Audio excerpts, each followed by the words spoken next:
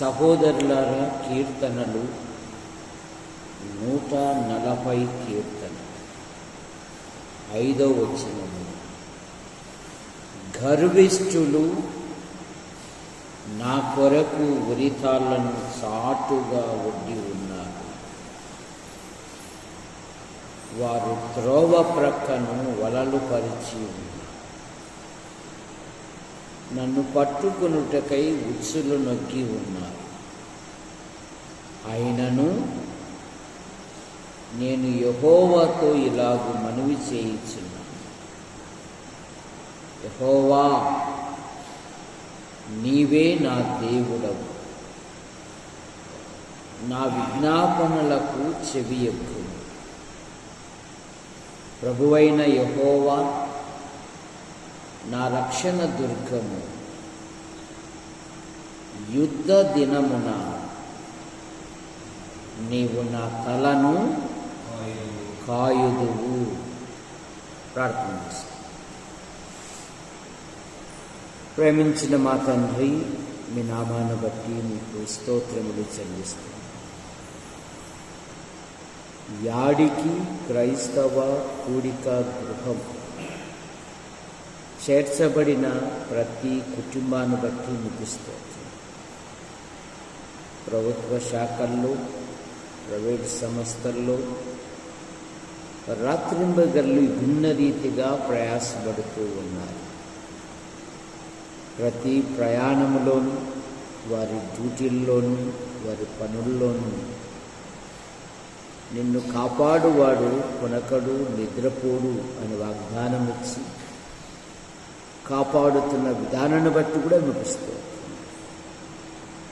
ఈ నెలలో చివరి శనివారము విజ్ఞాపన కూడిక.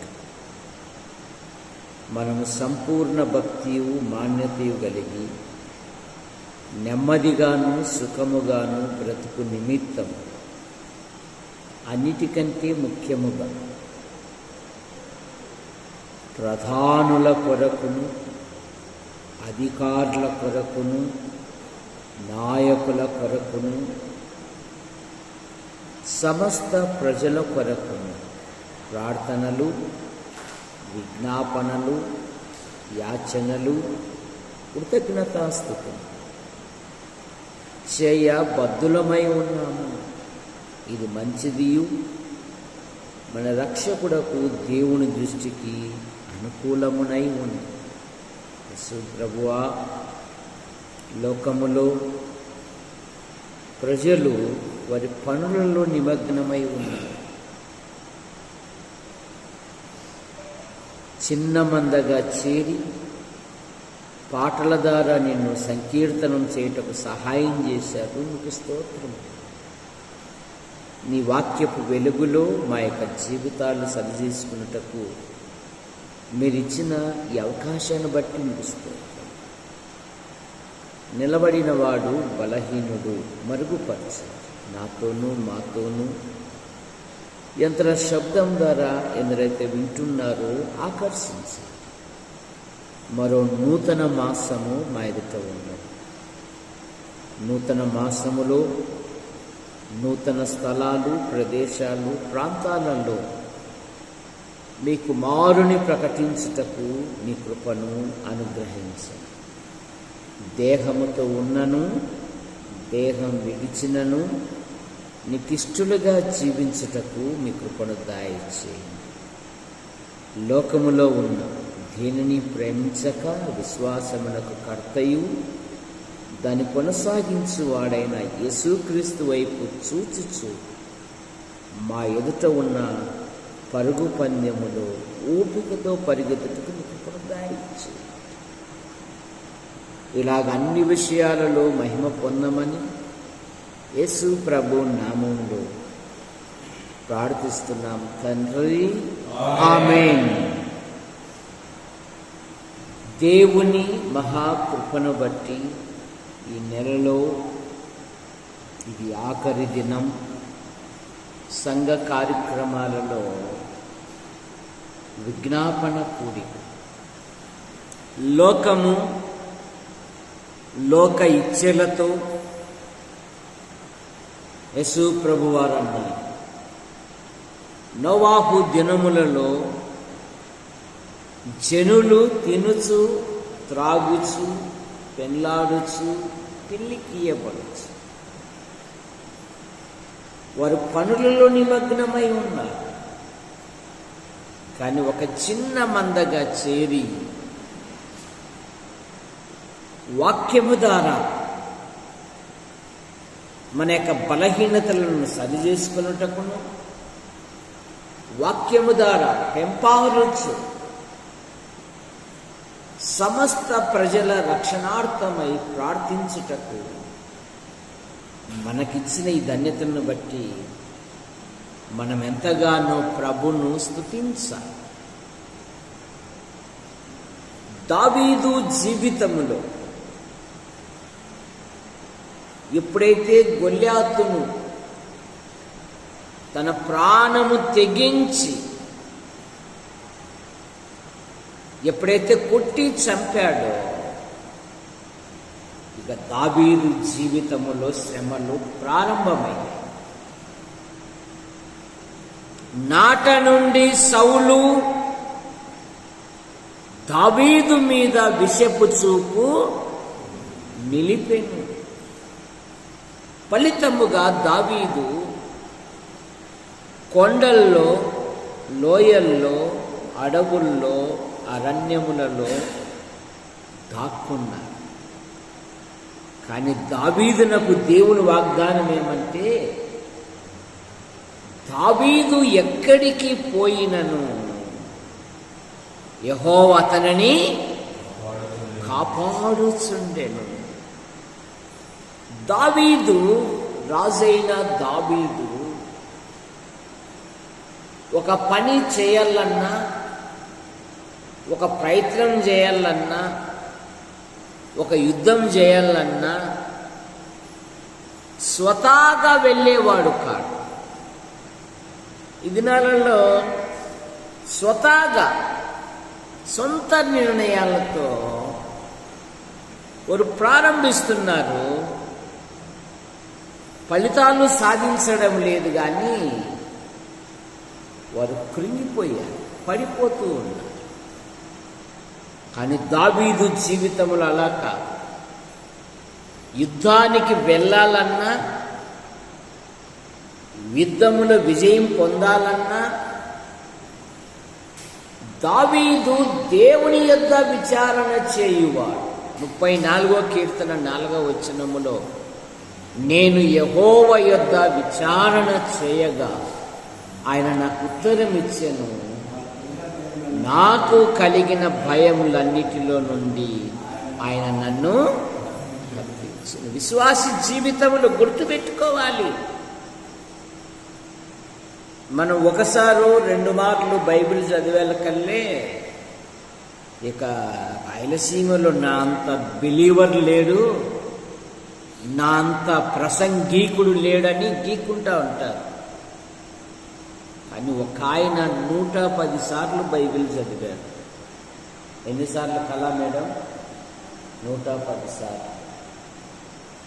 ఆయన దగ్గరికి ఒక విలేకరి వచ్చి, మీరు ఎన్నిసార్లు బైబిల్ చదివారు అంటే, నేను 110 సార్లు చదివాను అని. మరి బైబిల్ గురించి నీ జ్ఞానం ఎంత అన్నప్పుడు ఆయన ఒక చక్కని జవాబిచ్చారు.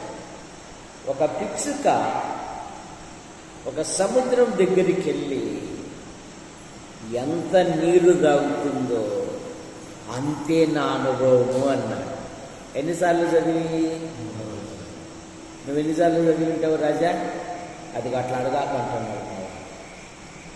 చూసాను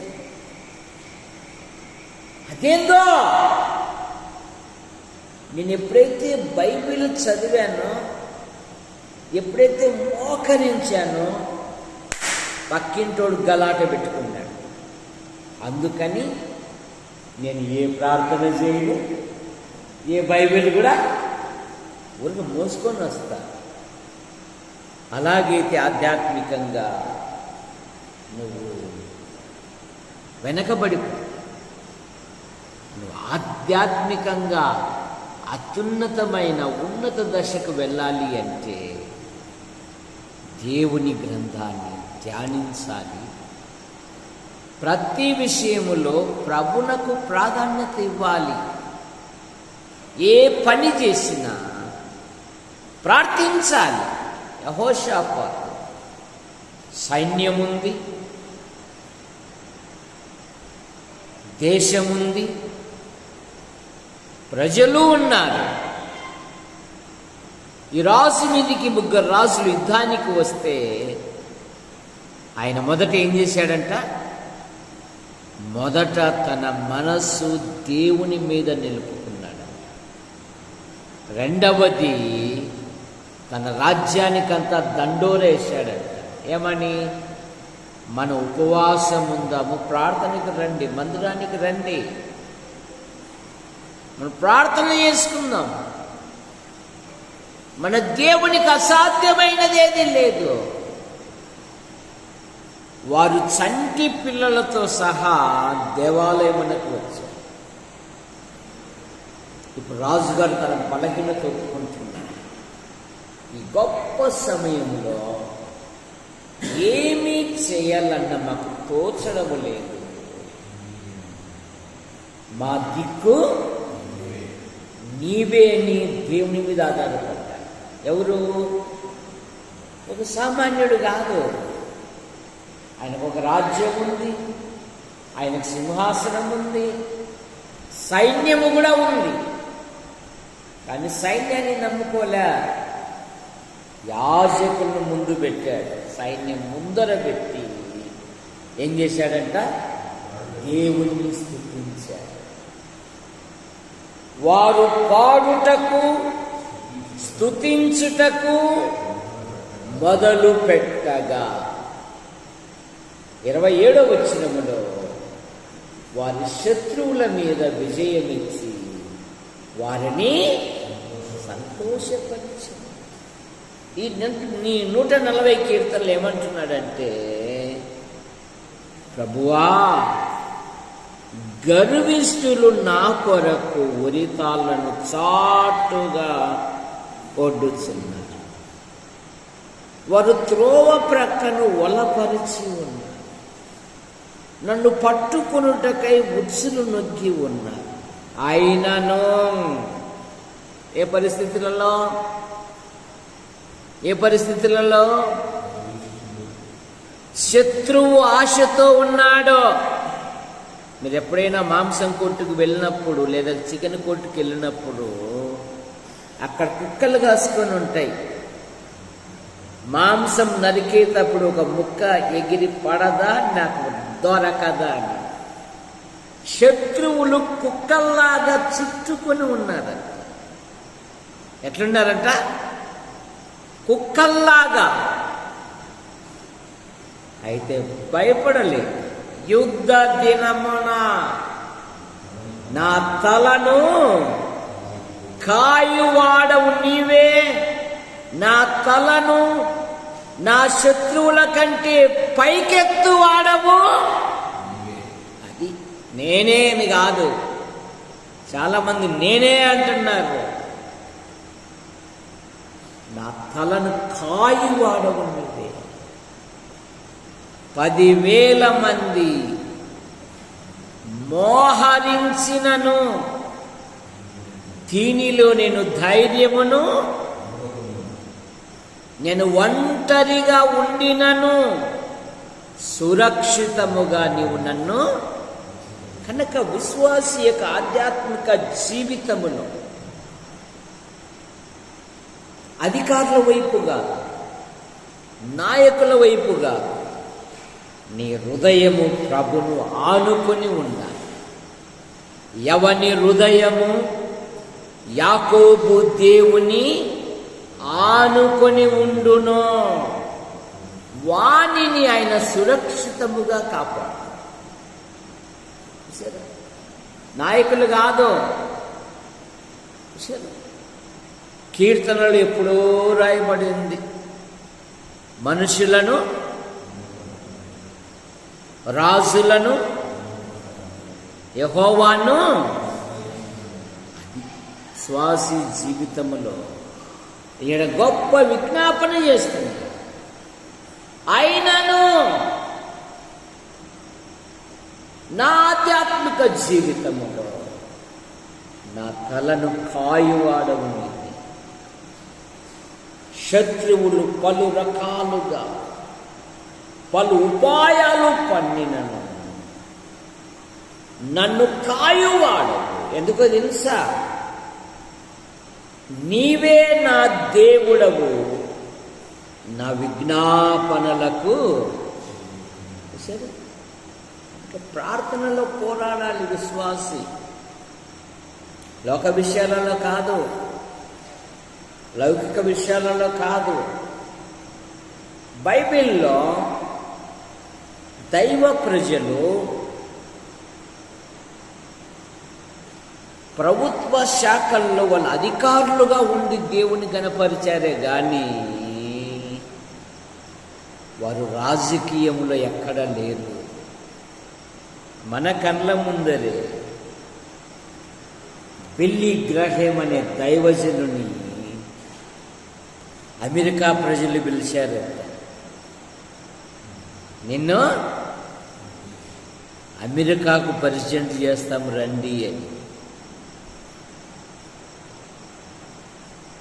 కట్టుపల్లి యోహాన్ అంకులు చెప్పిన సాక్ష్యం. ఒక వారం నాకు గడివి ఇవ్వండి, నేను మళ్ళా చెప్తానని ఆ రెడ్డి ఇండియన్లను పంపించేసి వారం తర్వాత వచ్చినాక అడిగితే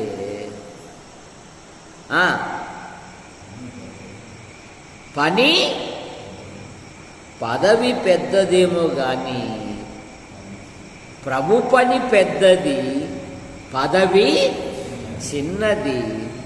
నేను నా ప్రభు పని విడిచి రాను అన్నాడు. అమెరికా అధ్యక్షకుని ఏమంటారంటే ప్రపంచ పోలీసు అంటారు. ఏమంటారు? జో బైడెన్ ఏమంటారు? ఆయన ప్రపంచ పోలీస్. చూసారు? కానీ దైవజనుడు ఏమన్నాడు? పదవి చిన్నది, నా ప్రభు పని గొప్పది, దీన్ని విడిచి నేను రాను అన్నాడు. బైబిల్లో ఎక్కడ చూసినా భక్తులు ప్రభుత్వ శాఖల్లో ఉండి వారు దేవుని గణపరిచారే కానీ వారి జెండాలు పట్టుకోలేదు. కనుక నీ ఆధ్యాత్మిక జీవితంలో విశ్వాసి స్వచ్ఛందంగా ప్రభు మీద ఆధారపడాలి. మరణమా జీవమా, ఇరుకు మార్గమా, ఏమన్నా విశాల రెండు పడవల మీద రెండు కాళ్ళు పెట్టి ప్రయాణం చేసావనుకో, ఒడ్డుకు చేరుకుంటావా? మధ్యలో ఆడోసారి మునిగిపోతావు. కనుక నీ ఆధ్యాత్మిక జీవితంలో నువ్వు ప్రభునే ఘనపరచాలి, నువ్వు ప్రభునే మహిమపరచాలి. ప్రభుత్వ అధికారుల సహితము వారు దేవుని యందు విశ్వాసం ఉంచారు. జైలర్ అయ్యలారా, రక్షణ పొందుటకు బలవంత మార్పిడి చేయలే, మత మార్పిడి అంతకంటే చేయలేదు. వారు ఏం చేశారు? వారు చెరసాలలో ఉండి పాటలు పాడి దేవుణ్ణి స్తుతించారు. ఒక గొప్ప అద్భుతం ఒక అన్యుడు చూసి, అయ్యలారా రక్షణ పొందుటకు నేనేమి, ఏ చేతులైతే కొట్టాయో అదే చేతులే వారి గాయములను కడిగి వారిని ఇంట చేర్చుకొని వారితో ప్రభునందు సంతోషించారు. కనుక నీ ఆధ్యాత్మిక జీవితంలో నువ్వు ప్రభు వైపే ఉండాలి తప్ప ఇటు లోకము అటు ప్రభు అంటే వెచ్చగానైనా ఉండు అన్నాడు, నులివెచ్చగానైనా ఉండు అన్నాడు. ద్వంద్వ వైఖరి అయితే ఉమ్మి మూస్తాడు. దేవుని మాట, నా మాట. చూసారా, ద్వంద్వ వైఖరి పనికిరాదు విశ్వాస జీవితంలో. కనుక దావీదు యొక్క జీవితంలో అయ్యా వారు ఎన్నెన్నో చుట్టుకొని ఉన్నారయ్యా, అయితే నా దేవునికి నేను విజ్ఞాపనములో చేశాను. భక్తుడు అన్నాడు, ఏ దినమైతే నేను ప్రార్థనతో ప్రారంభించను ఆ రోజు విజయము సాతానుది అన్నాడు ఆయన. చూసారా, ఆ రోజు విజయం ఎవరిదంట? కారణమేమి? లేచి మోకరించాలి ప్రభు మేళ్లను తలంచుకొని. ఎందుకంటే రాత్రి పండుకున్న వాళ్ళు ఉదయం లేవడం లేదు, కొందరు రాత్రే వెళ్ళిపోతున్నారు. కనుక ప్రభును స్తుతించాలి, ప్రభును ఘనపరచాలి, ప్రభును మహిమపరచాలి. కనుక దావీదు జీవితంలో ఎలాంటి పరీక్షలు ఉండినను ఏం చేస్తున్నాడంటే, నా దేవునికి నేను విజ్ఞాపనలు చేయి. దావీదు యొక్క విశ్వాసం ఏమంటే, నా తలను పైకెత్తువాడవు నీవే. నీ ఆధ్యాత్మిక జీవితములో 5వ కీర్తన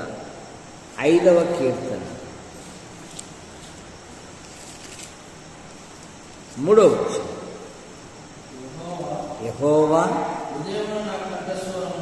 ఉదయమున నా కంఠస్వరము నీకు వినబడును, ఉదయమున నా ప్రార్థన నీ సన్నిధిని సిద్ధము చేసి కాచి ఉందును.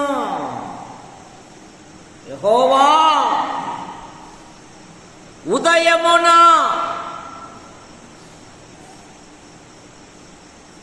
నా నోటిలో నుండి వచ్చు మాట అది నీకే. నా కంఠస్వరము నీకు వినబడును. ఉదయకాల ప్రార్థన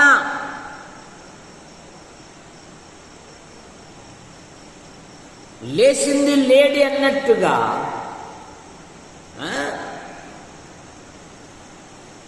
వాక్యమేమో పక్కన పెట్టు, ప్రార్థనేమో పక్కన పెట్టు, టీ తాగంది పనులు కావాలి. లేస్తానే ఏడుండల్లా, ఎక్కడుండల్లా, దానికి తోడుగా కట్ట కూడా ఉంది, కూర్చోండి.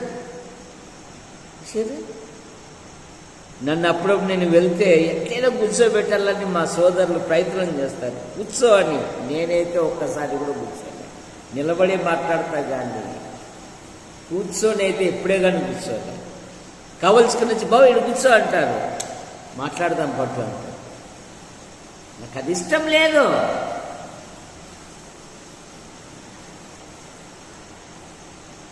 మొదటి కీర్తన విశ్వాసికి ఏమున్నాయి దాంట్లో చెప్పు? మొదటి కీర్తనలో చెప్పు. దుష్టుల ఆలోచన చొప్పున నడువక, పాపుల మార్గమున నిలువక, అపహాసములు కూర్చుండే చోట నువ్వు అట్లా కూర్చోకపోతే నీకు కూడా మాట్లాడు అంటున్నారు ఇప్పుడు సమాజం. నువ్వు వాళ్ళతో కలిస్తేనే కదా, నువ్వు వాళ్ళతో ఉంటేనే కదా. వాళ్ళతో కలుసు అంటాది శరీరం. నా శరీరం అయితే ఒప్పుతుంది, నా మనసు అయితే, నా అంతరాత్మ అయితే ఒప్పుతుంది. అలాగే దేవుడు నీకు మాట్లాడు అంటారు, నా శరీరమే అంటుంది. నువ్వు వాళ్ళల్లో కలుసు,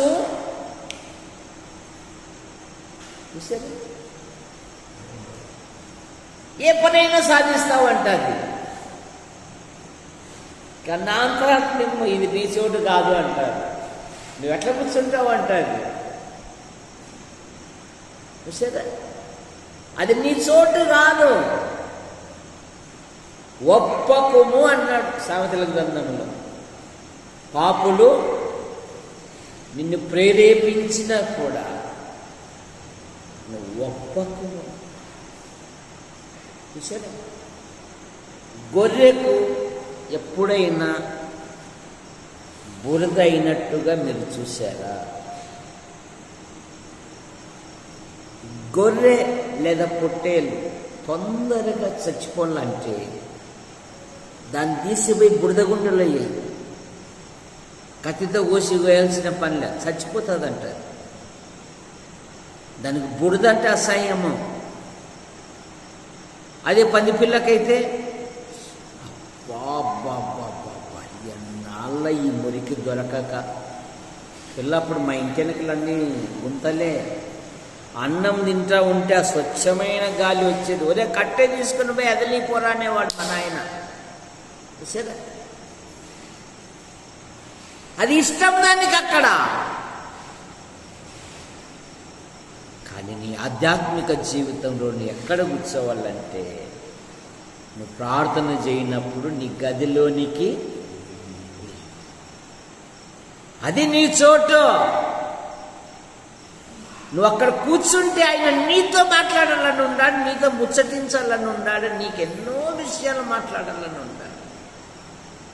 యెరూషలేము ప్రజలతో అదే కదా. యెరూషలేమా యెరూషలేమా, కోడి తన రెక్కల కింద తన పిల్లలను ఎలాగూ చేర్చుకొనెనో, ఎన్నో మార్లు చేర్చుకొనవలనని ఆశించి తిని గాని మీరు మీరు విడవబడతారు అన్నారు. అయిపోయి. కనుక దావీదు జీవితములో, తన జీవితములో ఎన్ని శ్రమలు వచ్చినను ఏమంటాడంటే, నా దేవునికి నేను ప్రార్థన చేస్తాను అంట. 57వ కీర్తనలో అదే కదా. నన్ను కరుణించుము దేవా, నన్ను కరుణించుము, ఈ ఆపదలు తొలగిపోవు వరకు నేను శరణుజొచ్చి ఉన్నాను. మహోన్నతుడైన దేవునికిని నా కార్యములు సఫలము చేయు దేవునికి నేను మొరపెడుతున్నాను. నాకెన్నో ఆపదలున్నాయి. పౌలు వలె పాత నిబంధనలో దావీదు ఎన్నో ఆపదలు ఎదుర్కొన్నాడు. అందుకే 22వ సమూయేలు గ్రంథం 22వ అధ్యాయంలో అక్కడ దేవుని స్తుతిస్తూ ఏమంటున్నాడంటే, అనేకమైన మాటలు ఉన్నాయి.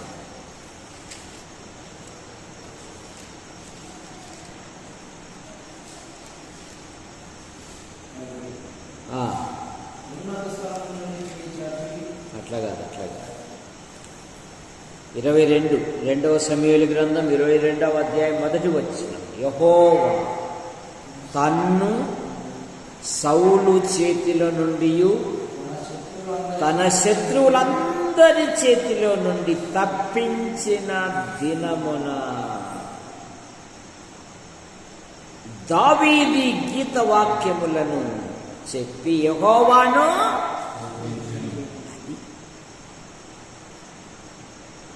దీనికి ఇంకొక మాట కలుపుదాం. 7వ అధ్యాయం 2 సమూయేలు గ్రంథం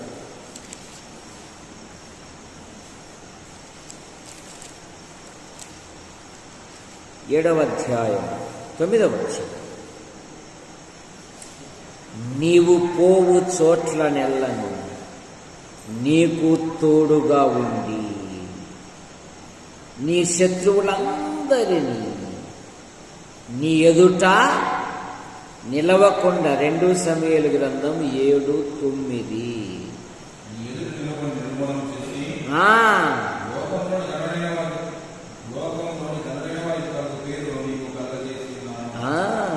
నీవు పోవు చోట్లనెల్లను నీకు తోడుగా ఉండి నీ శత్రువులందరినీ నీ ఎదుట నిలవకుండా. అక్కడే ఇంకొక మాట ఉంది, 11వ వచనం, నీ శత్రువుల మీద నీకు నీకు జయమిచ్చి నీకు నెమ్మది కలగజేసి ఉంది. సరే, నీ ఎదుట శత్రువులను నిలవనీయక నీ శత్రువుల మీద నీకు జయమిచ్చి. ఇవన్నీ ఊరికి రాలే, లైట్ వేస్తానే స్విచ్ చేస్తాను లైట్ వెలిగినట్లుగా. మనకంతా ఊరికనే రావాలన్నా.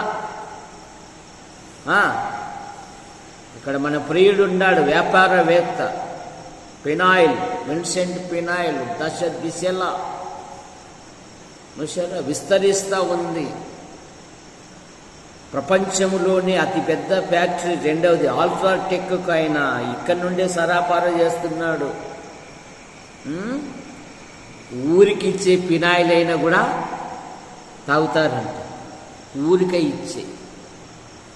సరే, ప్రజలు ఊరికి అలవాటు పడినారు, కష్టానికి అలవాటు పడడం లేదు. ఊరికనే కావాలంట. ఊరికి ఎట్లా వస్తాయి? దావీదు ఊరికనే రాజు అయ్యాడా? జీవితములో ఎన్నో పాఠాలు, ఎన్నెన్నో నేర్చుకున్నాడో. శ్రమ లేనిదే. ఇక్కడ మోతుబరి కుటుంబం ఉంది, పెద్ద కుటుంబం. వేల రూపాయలు కలిసి విత్తనాలు వేస్తారు, లక్షలాది రూపాయలు రాణిస్తారు. సరే, భార్య భర్తలు, సహోదరి సౌందర్యం కూడా ఎండకు మాడిపోతూ ఉంది. సరే, కారణమేమి? శ్రమ పడుతున్నారు.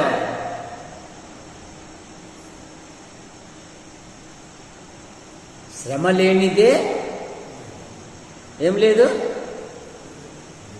ఏం శ్రమ లేబెదినైనా మా ఇంటి ఇద్దరు మొగోళ్ళమే కదా. పెళ్ళిళ్ళు అయితే అవే లారీలు వస్తాయిలే. ఏంటి వస్తాయి? ఇసుకురాళ్ళు వస్తాయా? నా ప్రభుని నమ్మిన అమ్మాయి దొరికితే చాలు అన్నట్టుగా ఉండాల.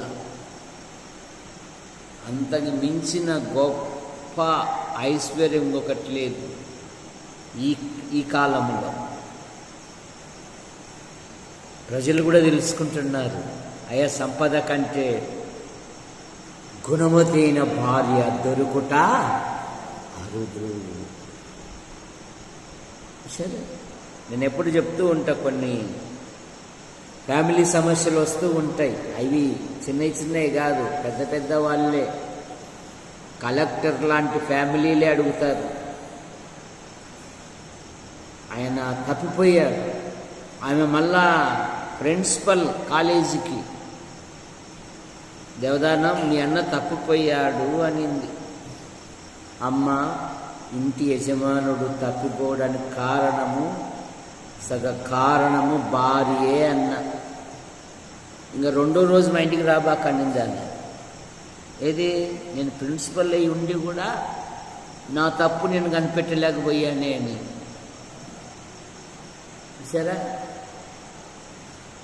కనుక జ్ఞానవంతురాలు తన ఇంటిని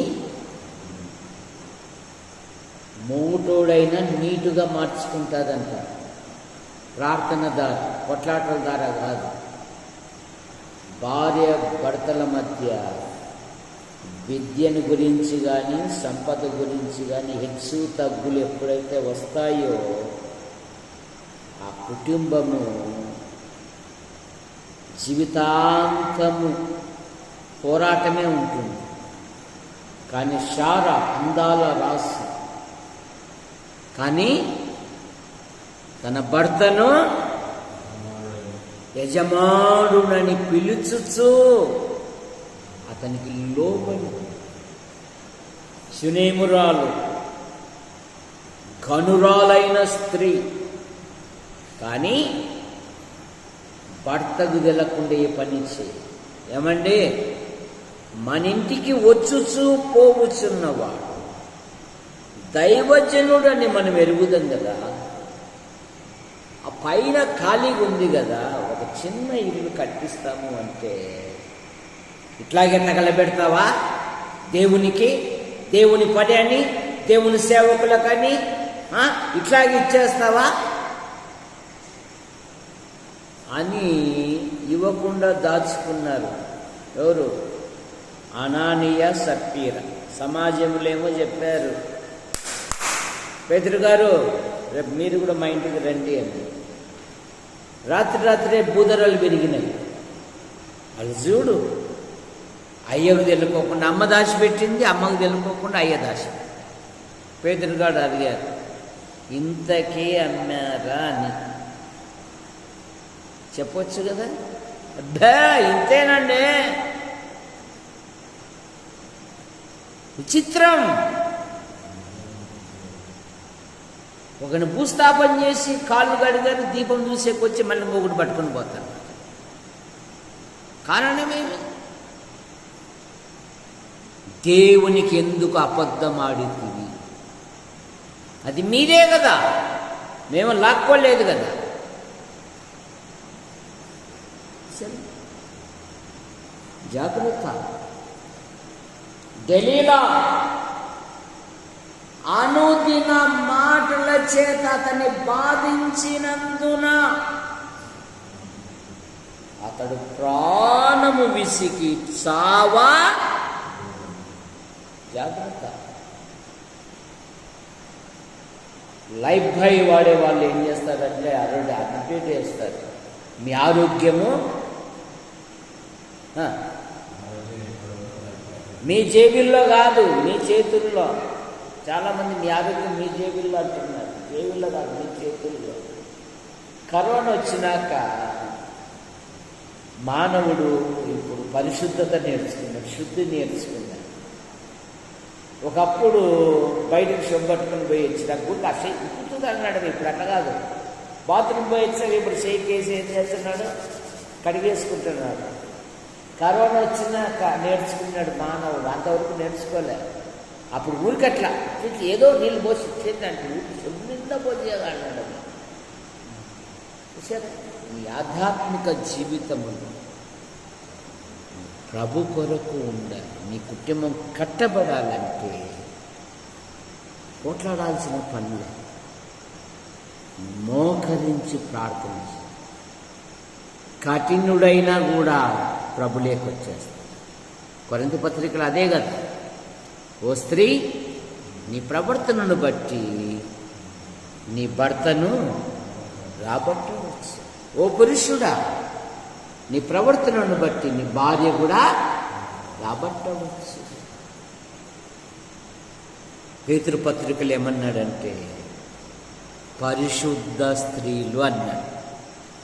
పూర్వము దేవుని ఆశ్రయించిన కనుక మన ఆధ్యాత్మిక జీవితంలో మన కుటుంబాలు రక్షణ పొందాలంటే ప్రార్థనలో ఎప్పుడైతే ఉంటావో నీ పిల్లలు నీవారు, నీ భర్త, నీ భార్య, నీవారు ప్రభులేకి వచ్చేస్తారు. మాటలు పనికిరావు, నువ్వు మోకాళ్ళు పని పెట్టు. ఎందుకు మారడు? ఎందుకు రాడు?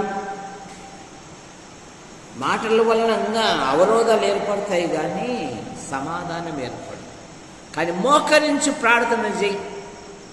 కఠినాత్ముడు కూడా కన్నీరై మారిపోదు. సహోదరులారా, ఈ దినము శనివారము విజ్ఞాపన కూడిక.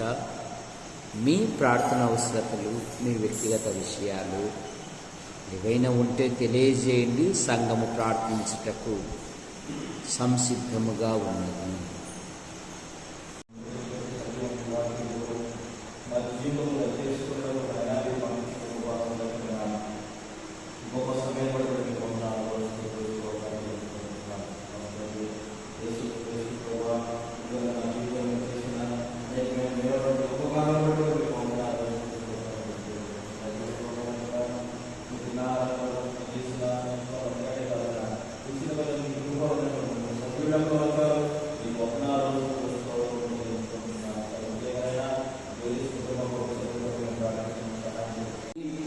మీ నామ సంవత్సరములో ఈ నెలలో ఆఖరి విజ్ఞాపన కూడిక. యాడికి క్రైస్తవ కూడిక గృహం చేర్చబడిన ప్రతి కుటుంబాన్ని మీరు ఎక్కడి కింద ఉంచుకొని కాపాడండి. ప్రభుత్వ శాఖల్లో కొందరు, ప్రైవేటు సంస్థల్లో కొందరు, కొందరు భిన్న రీతిగా ప్రయాసపడుతూ ఉన్నారు. వారి పనులలో, ప్రయత్నములలో, సంచారములలో మీ కృపాక్షేమాలుంచి కాపాడండి. యేసు ప్రభువా, మా ప్రియులు బత్తల దేవదాసు గారు బ్యాక్లాగ్ పోస్ట్ విషయంలో పలు రకాలుగా, పలు విధాలుగా ప్రయాసపడుతూ అధికారులను స్పందించండి.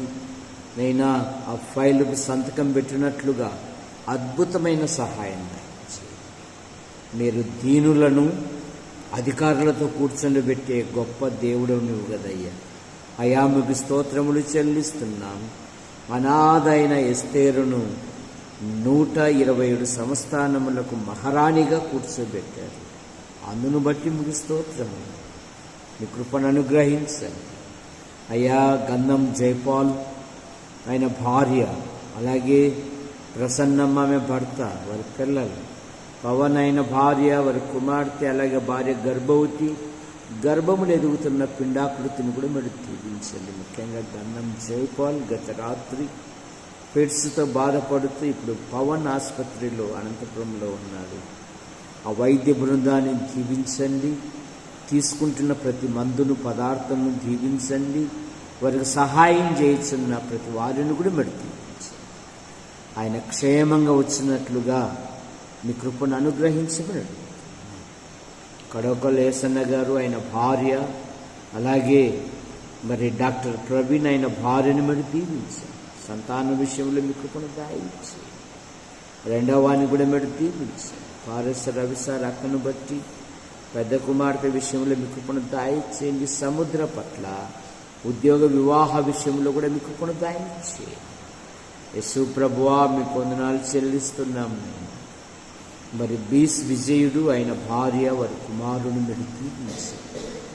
తన వృత్తిలో ఉన్నతమైన పదవులు దాయించండి. రాజయ్య రెండవ అక్క పిల్లలను, పెద్ద అక్కను కూడా దీవించి మీరు మహిమ పొందమని అడుగుతున్నాం. రాముగాళ్ళ తిమ్మోతి, నైనా కడవకల్ల మనోహర్, అలాగే సాగిబండ సువార్తమ్మ, కరుణాకర్, సురేష్, రాజన్న, భూషణం, వారి కుటుంబ సభ్యులను దీవించి మీరు మహిమ పొందండి. సాగిబండ శాంతమ్మ, ఉదినమ్మ కొరకే మేము ప్రార్థిస్తున్నాం. వదినమ్మకుంటున్న ప్రతి బలహీనత మీరు ముట్టి స్వస్థపరచండి. మా ప్రియుడు చిన్న యేసు, కరుణమ్మ, కుమారుడు, కుమార్తెను మీరు దీవించండి. షారోను చిత్తూరులో డాక్టర్గా సిద్ధపడతా ఉంది. మీ కృపను అనుగ్రహించండి. పాల్ జీవితంలో కూడా మీరు గొప్ప కార్యాలు జరిగించమని అడుగుతున్నాం. యేసు ప్రభువా, మీకు వందనాలు చెల్లిస్తున్నాం. సునీతమ్మ, కుమారుడు, కుమార్తె, అత్తమ్మ, ఆడపడుచు, వారి కుటుంబ సభ్యులను దీవించి మీరు మహిమ పొందండి. సుందర అయిన భార్య, కుమారుడు, కుమార్తెను మీరు దీవించండి. సుందర యొక్క ఉద్యోగంలో ఉన్నతమైన పదవులు దాయించండి. ముఖ్యంగా నిసి వివాహం కొరకై మేము ప్రార్థిస్తున్నాం. మీరే అద్భుతమైన సహాయం దయచేయండి. సునీల్ వివాహ విషయంలో కూడా మీకు కూడా దాయించండి. అయ్యా, మీకు వందనాలు చెల్లిస్తున్నాం. రాముగాళ్ళ రత్నకుమార్ ఆయన భార్య లేయా లెనిన్ మీరు దీవించండి. సండే స్కూల్ చక్కగా నడిపిస్తున్న విధానాన్ని బట్టి కూడా మీకు స్తోత్రం. చంటి పిల్లల స్థితుల మూలముగా నువ్వు ఒక ఆశ్రయదుర్గము స్థాపించితివనే మాటను బట్టి కూడా మీకు స్తోత్రం. పిల్లల యొక్క తల్లిదండ్రులను, తోబుట్టులను దీవించండి. పిల్లల యొక్క చదువులో చురుకైన జ్ఞానం, వివేకం, ఆలోచన దయచేయండి. పిల్లలు బాల్యంలోనే రక్షించబడి మీకు మహిమకరంగా జీవించినట్లుగా మీకు దయచేయండి. రాజమ్మక్క, సాగిబండ రాజమ్మక్క, బావను, కుమార్తెను కూడా దీవించి మీరు మహిమ పొందమని అడుగుతున్నాం. యేసు ప్రభువా, సాగిబండ రాజరత్నం గారు ఆయన భార్య పిల్లలను మీరు దీవించండి. జిట్టన్న ఆయన భార్య పిల్లలను మీరు దీవించండి. బాబు ఉద్యోగ వివాహ విషయంలో, ఇంటి విషయంలో మీకు కూడా దయచేయండి. మార్కన్న, వదినమ్మ, అలాగే కుమార్తె లేక వివాహ విషయాలలో మీకు కూడా దయచేయండి. అన్న యొక్క స్నేహితుడు నైనా విజయవాడ ప్రాంతంలో మీ పిలుపు తీసుకున్నారు. ఇదిగో వారు ఇప్పుడు ప్రయాణంలో ఉన్నారు. ప్రతి ప్రయాణాన్ని దీవించండి. తిరిగి క్షేమంగా నడిపించండి. బిషప్ రమణ కుమారి, పెద్ద కుమార్తె వివిధ ట్రైనింగుల కొరకు, కోచింగుల కొరకు హైదరాబాదులో ఉంది, దీవించండి. శ్వేత యొక్క ఉద్యోగంలో ఉన్నతమైన పదవులు దాయించండి. పరీక్ష రాసింది, వివాహ విషయంలో కూడా మీ కృపను దాయించండి. సన్నీ జీవితంలో కొన్ని నెలలే జీతాలు రాక చాలా ఇబ్బందులకు గురి అవుతున్నారు. అయ్యా, అద్భుతమైన సహాయం మీరు దయచేయండి. కుప్పంలో ఉన్నాడు, ఇంటి యజమానుడు డ్యూటీలో ఉన్నాడు, క్షేమంగా నడిపించండి. యోహాను, భారతి పిల్లలను దీవించండి. కారుణ్య ట్రాన్స్పోర్ట్ లారీని మీరు దీవించండి. మరియమ్మ భర్త, కుమారుని కుమార్తె కుటుంబాన్ని దీవించండి. బిషప్ కుటుంబములో మానవ తప్పిదం వలన కొన్ని లక్షలు కోల్పోయారు. అయ్యా, మీ కృపను దయచేయండి. ఈ రుణములు వాడు తీర్చుటకు మీ కృపను దయచేయండి. రెండో ఇల్లు శుభ్రం చేసుకొని అందులో ప్రవేశించి స్తుతించుటకు మీ కృపను దయచేయండి. అయ్యా, మీ వందనాలు చెల్లిస్తున్నాం ప్రభువా, సహాయమును మీరు దయచేయండి. పోతురై రాజయ్య అయిన భార్య, ఇదిగో పెద్దవాడు ఈ ఉదయాన్నే బెంగళూరు వెళ్తుండగా మీ కృపను దయచేయండి. ఇంటర్వ్యూ ఉంది, అధికారులను దీవించండి. అద్భుతమైన సహాయమును మీరు దయచేయండి. రెండవవాడు రామ్కోలో డ్యూటీ చేస్తున్నాడు. అనుదిన డ్యూటీలోనూ ఆ ప్రాంతపు వాతావరణం, ఆహార అలవాట్ల వలన ఎటువంటి బలహీనతలు గురి కానివ్వకుండా మీరు కాపాడండి. పిల్లల భవిష్యత్తులో మీ సంకల్పాలు, మీ ఉద్దేశాలు ఏవైతే ఉన్నావో నెరవేర్చండి. మానవ తప్పిదం వలన దేవా, మరి మా ప్రియులు కొన్ని లక్షల అప్పు ఉన్నారు. రుణములు వారు తీర్చుట కూడా సహాయం దయచేయండి. యేసు ప్రభువా, మీకు వందనాలు చెల్లిస్తున్నాం. గంధం సువార్తమ్మ, సిమియోన్ అయిన భార్య, వారి యొక్క కుమారులు కుమార్తెను మీరు దీవించండి. అరుణమ్మ కుమారుని దీవించండి. ఆమె పట్ల మీ సంకల్పం ఏదుందో నెరవేర్చండి. విమలమ్మ జీవితంలో, వివాహ విషయంలో, ఉద్యోగ విషయంలో మీ కృపను దయచేయండి. గంధం చేయమ్మ, అలాగే పెద్ద కుమారుడు ఆయన భార్యను దీవించండి. సంతాన విషయంలో మీ కృపను దయచేయండి. పెద్ద అల్లుడు కుమార్తెలు కుమారుని మీరు దీవించండి. అలాగే రెండవ కోడలు పిల్లలు దీవించండి. పిల్లలందరూ చదువు కొరకు ఆయా హాస్టల్లో ఉన్నారు. మీరు ఎక్కల కింద ఉంచుకొని మీరు కాపాడమని అడుగు. యేసు ప్రభువా, మీకు వందనాలు చెల్లిస్తున్నాం. ఈటే దాస్ ఆయన భార్య, కుమారుడు కుమార్తెను, తల్లిని, అన్న కుటుంబాన్ని, తోబుట్టులను కూడా దీవించి మీరు మహిమ పొందండి. చింతకుంట తిప్పన్న ఆయన భార్య, కుమార్తెలు కుమారుని దీవించండి. ఆపరేషన్ జరిగింది, మీరు ముట్టి స్వస్థపరచండి. యేసు ప్రభువా, మీకు వందనాలు చెల్లిస్తున్నాం. పాల్ విషయంలో మరి వచ్చే నెలలో 9వ తేదీ బర్త్డే దీవించండి. గత సంవత్సరాలన్నీ మీరు కాపాడి మరి నూతన సంవత్సరాన్ని, భవిష్యత్తును బహుమానంగా ఇచ్చారు. మీరు స్తోత్రములు. 13వ తేదీ CA పరీక్షలు ఉన్నాయి. మంచి ఫలితాలతో పాస్ అవుటకు మీ కృపను దయచేయండి.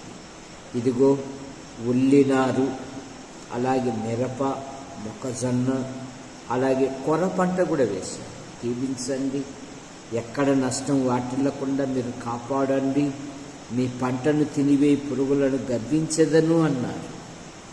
యెహోవాయందు భయభక్తులు గల వారి చుట్టూ ఆయన దూత కావలు ఉండి వారు రక్షించును అన్నారు. ఆ పొలాల చుట్టూ మీ కృపాక్షేమాల నుంచి కాపాడండి. ఆ పొదల్లో, ఆ పనులలో, పొలం పనులలో వెళుతున్నాం. మీ కృపాక్షేమాల నుంచి కాపాడు. 6 నెలలకు ఒకసారి ట్రాక్టర్కు కంతు కట్టాలి. మీ కృపను దయచేయండి. కుటుంబంలో ఎన్నో ఆర్థిక సమస్యలు ఉన్నాయి. ప్రతి సమస్య నుండి అద్భుతమైన విజయాన్ని దయచేయండి. యేసు ప్రభువా, మా ప్రియులు బత్తల దేవదాసు గారు ఆయన భార్యను బట్టి మీకు స్తోత్రం. కుమార్తెలు కుమారుని దీవించండి. పిల్లలు బలహీనతతో ఉన్నారు. అయ్యా, మీరు ముట్టి స్వస్థపరచండి. ఒక ప్రమాదము నుండి తప్పించారు, మీకు స్తోత్రం. భార్యాభర్తలను దీవించండి. ఇదిగో ఒక చేయి లేని కారణంగా, ఒక చేయితో తన దేహముతో చాలా ఇబ్బందులకు గురి అవుతున్నారు. అయ్యా, మీ కృపను దయచేయండి. ప్రతి బలహీనత మీరు ముట్టి స్వస్థపరచండి. ఆ బ్యాక్లాగ్ పోస్ట్ విషయంలో అద్భుతమైన సహాయం దయచేయండి. తల్లిని దీవించండి. అలాగే తమ్ముని కుటుంబాన్ని దీవించండి. సోదరిమణులు వారి భర్తల వారి సంతానం కూడా దీవించండి. కట్టుపల్లి యోహాన్ అంకుల్, రాజాబాయి ఆంటీ మీ పిలుపు తీసుకున్నారు. వారి కుమారులు, వారి భార్యలు, వారి సంతానం, వారి కుమార్తెలు, వారి భర్తలు, వారి సంతానం దీవించండి. శ్రీరామూర్తి గారు కుమార్తెలు, కుమారుని మీరు దీవించండి. వారి రక్షణ పొందినట్లుగా మీ కృపను దయచేయండి. బేబీ హోమ్ను మీరు ఆశీర్వదించండి. గుంటూరు, కర్నూలు, నంద్యాల, యాడికి, కొండూరు, కోనచలు సంఘాలను దీవించండి. మా ప్రియులు విజయ్ కుమార్ గారు బలహీనతలతో ఉండగా కనికరించి ఆరోగ్యం ఇచ్చారు. చరణ్ కూడా నైనా బలహీనతలతో ఉండగా మీరు ముట్టి స్వస్థపరిచారు. మీకు స్తోత్రములు. జూములో వాక్యం చెప్తున్న ప్రతి వారిని దీవించండి. సంఘాలు దినదినము క్షేమాభివృద్ధి నందుటకు మీకు కూడా దయచేయండి. ఆశిస్తున్నాము. ఇక్కడ కూడా ఒక దినము యవనస్తులు కూడిక పెట్టుకున్నటకు మీ కృపను దయచేయండి. యేసు ప్రభువా మీకు వందనాలు చెల్లిస్తున్నాను. మా యాడికి మండలాన్ని, మా తాడపత్రి నియోజకవర్గాన్ని, మా అనంతపురం జిల్లాని మీరు ఆశీర్వదించండి. మా తెలుగు రాష్ట్రాలను, దేశాన్ని, ప్రపంచాన్ని దీవించండి. నాయకులను, అధికారులను దీవించండి. ప్రభుత్వ నాయకులను దీవించండి. రేపు ప్రభు దినం, ప్రభును ఘనపరిచే దినం, ప్రభును మహిమపరిచే దినం, ప్రభును ప్రశంసించే దినం. అనేకులను సమకూర్చండి. ఈ వాతావరణం ద్వారా ఈ చలిగాలులకు ఎవరు ఏ విధమైన బలహీనతల గురి కానికుండా కాపాడండి. ఇదిగో ఇస్సాకు రేపు ఇంటర్వ్యూ జరుగుతూ ఉండగా అద్భుతమైన సహాయం దయచేయండి. ఉద్యోగ విషయంలో మీ కృపను అనుగ్రహించండి. యూట్యూబ్ ద్వారా వీక్షిస్తున్న ప్రతి ఒక్కరిని దీవించండి.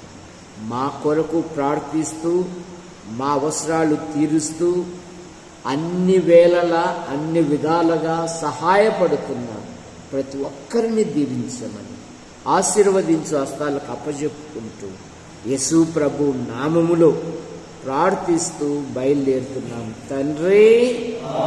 ఆమేన్. అందరికి వందనాలు.